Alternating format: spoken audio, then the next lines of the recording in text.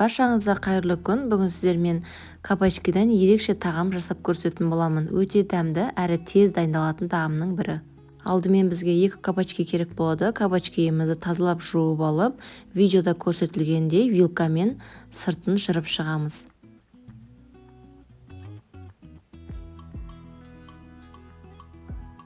Кабачкиіміздің сыртын құрғақ салфеткамен жақсылап сүртіп тазалап аламыз.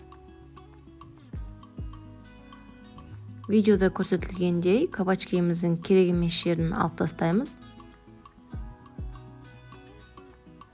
Және жіңішкелеп кабачкилерімізді турап шығамыз.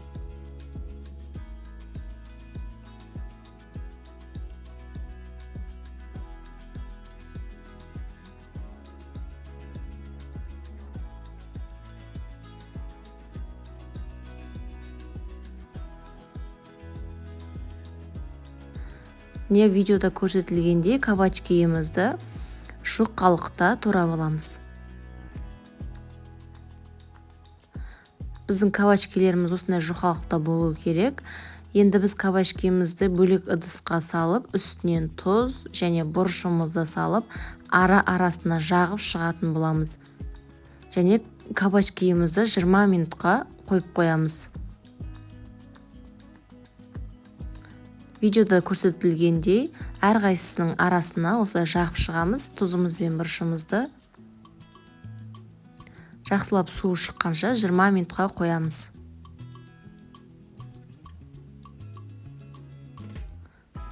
Сол аралықта біз сырымызды теркадан өткізіп аламыз. Сырымыз осындай майда болу керек теркадан өткізген кезде.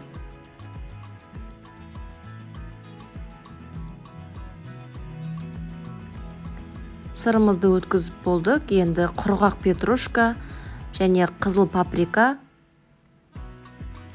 3 жұмыртқамызды шағып саламыз.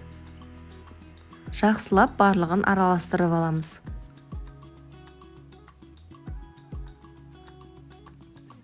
Не біз араластырып алдық. Енді біз бөлек ыдысқа панировочный сухарик және үстінен ұнымызды салып, екеуін де жақсылап араластырып аламыз.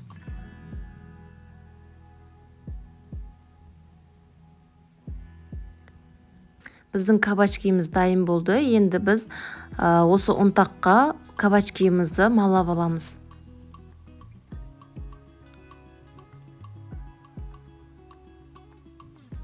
Енді сыр қосылған массамызға аунатып аламыз.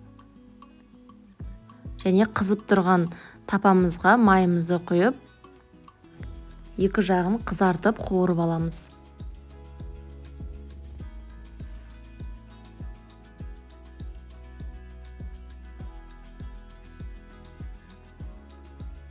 Жасалуы өте оңай, таңғы асқа да өте керемет дәмді тағам. Асты осылай алтын түстес болып қызарса, екінші жағына аударып аламыз. Екі жағында осылай қызартып пісіріп аламыз. Біздің кабачкиіміз дайын болды, өте дәмді болып шығады. Жасап көріңіздер, жасалуы да өте тез. Таңғы асқа балаларыңызға жасап берсеңіздер болады. Және менің каналыма тіркеліп кетуді ұмытпаңыз. Алдағы уақытта сіздермен көптеген пайдалы рецептермен бөлісетін боламын. Сіздермен болған Динара ас болсын.